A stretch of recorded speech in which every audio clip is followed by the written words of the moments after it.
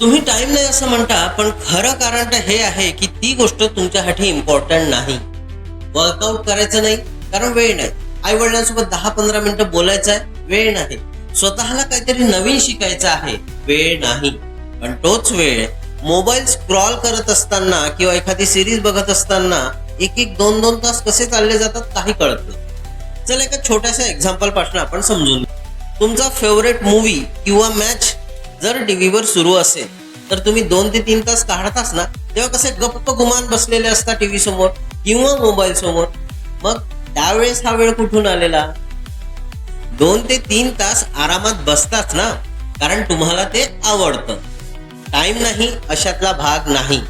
जी गोष्ट तुम्हाला आवडत नाही किंवा जी गोष्ट तुमची प्रायोरिटी नाही तिला तुम्ही म्हणता की वेळ नाही. म्हणून आजपासनं वेळ नाही असं म्हणायचंच नाही आहे.